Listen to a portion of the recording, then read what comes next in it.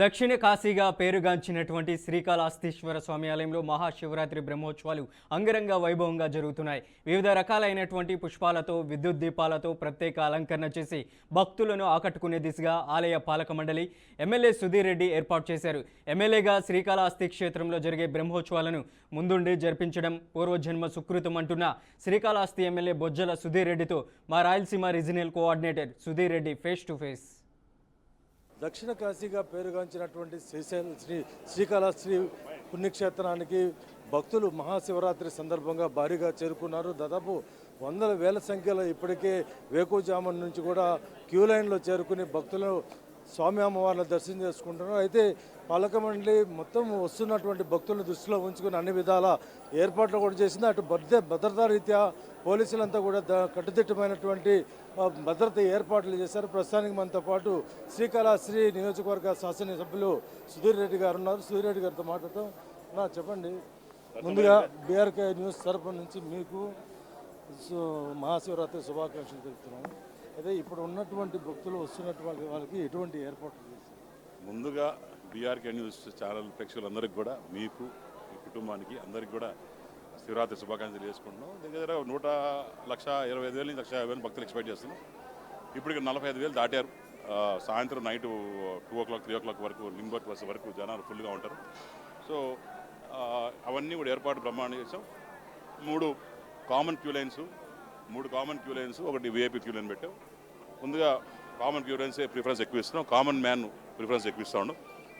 విఐపీలో కూడా అడన్నీ పెట్టుకో మనోళ్ళని పెట్టుకొని విఐపీస్ కూడా రద్దీ తక్కువనే, లక్కీకి తక్కువ వస్తున్నారు. సో కామన్ పీపుల్ ఎక్కువ అవుతున్నారు, ఇబ్బంది లేకుండా చేసుకుంటాం.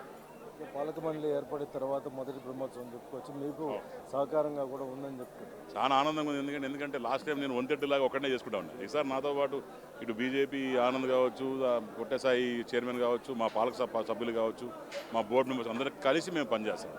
సో అందరం కూడా ఒక్కొక్క దగ్గర ఏవేమి ఎక్కడెక్కడ చూసుకోవాలి అనేది ముందుగానే మాట్లాడుకొని అన్ని దగ్గర మేము వాళ్ళని అపాయింట్ చేసి వాటర్ దగ్గర, శానిటేషన్ దగ్గర, బిస్కెట్స్ దగ్గర, మిల్క్ దగ్గర, అట్లనే లైన్స్ దగ్గర, కామన్ మ్యాన్, పబ్లిక్ అడ్రస్ అన్నీ కూడా పెట్టుకొని చూసుకొని ఆ రకంగా ముందుకు పోతాం. ఎక్కడ ఇబ్బంది లేకుండా. గతంలో వైసీపీ ఉన్నప్పుడు ఏర్పాట్లు ఎలా ఉంటుంది, దానికన్నా మీరు ఏదైతే లేని లోటు ఉంటాయి కదా, వచ్చిన తర్వాత ఖచ్చితంగా లోటు అని చూస్తాం.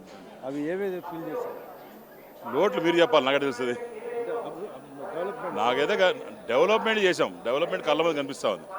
ఇక లోట్లు అనేది ఇంకా అయిన తర్వాత మీలాంటి వాళ్ళు చెప్పాలా, లోటు ఉందా లేదా, మంచి చెడ్డ సొన్నముఖి నదిని అంతా కూడా, సొన్నముఖి నదిని కూడా మీరు పూర్తిగా శుభ్రపరచడము, వస్తున్నటువంటి భక్తులకు స్నానమాచరించడం అనేది చేశారు. అవును, అన్నీ కూడా ఇప్పుడు భక్తులు ఎక్కువైనప్పుడు ఇంతమంది 40 ట్యాపులు ఉన్నాయి. అటు కాకుండా ఇప్పుడు 200 ట్యాపులు వేసాం. దాని తర్వాత బాత్రూమ్స్ ఇంత ముందర ఓన్లీ ఒక ఆ టైంలో వాళ్ళు 50-60 బాత్రూమ్ పెడుతున్నాం. ఇప్పుడు ఆల్మోస్ట్ 1000 బాత్రూమ్లు ప్లాన్ చేసాం. ఇప్పుడు లక్షల మంది వస్తుంటే 1000 బాత్రూమ్ అది కూడా తక్కువే. కానీ ఇక్కడ ఈ చుట్టుపక్కల 1000 బాత్రూమ్, చుట్టుపక్కల మళ్ళీ కొండ చుట్టూ మనం పెట్టాం. సో జనాలు ఎక్కువ వచ్చినా సరే ఎట్టా అనుకోవాలి, ఎట్ట చేసుకోవాలి అనే ఫ్యూచర్ థింకింగ్తో కూడా ప్రాపర్ చేస్తూ ఉన్నాం.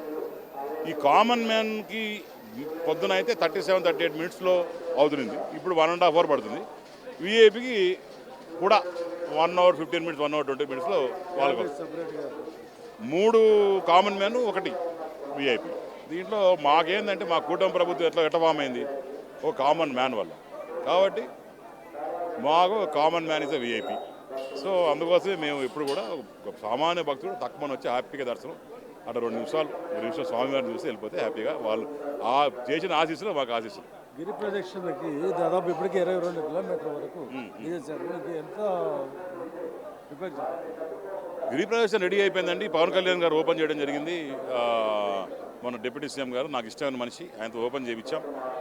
ఆయన కూడా ఏంటంటే గిరి ప్రదక్షిణ సనాతన ధర్మమైన ఈ రకంగా కూడా బాగా ఫాలో అప్ చేసి ఒక సిస్టమేటిక్గా పోయే మనిషి. సో ఆయనతో ఓపెన్ చేయడం అనేది నిజంగా కూటమి దాంట్లో ఒక అదృష్టం అనుకోవచ్చు.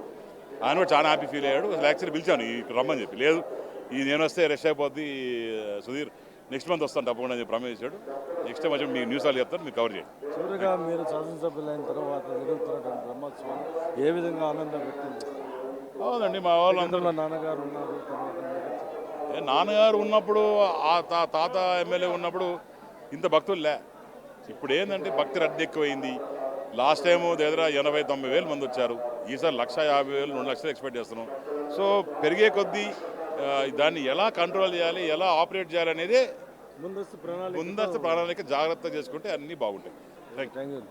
ఈ పరిస్థితి మహాశివరాత్రి బ్రహ్మోత్సవాల్లో భాగంగా తీసుకున్నట్టయితే భక్తులకు, సామాన్య భక్తులకు పెద్దపీట దిశగా ఇటు పాలక మండలి కావచ్చు, అలాగే శాసనసభ్యులుగా ఉన్నటువంటి సుధీర్ రెడ్డి కూడా అన్ని ఏర్పాట్లు చేశారు.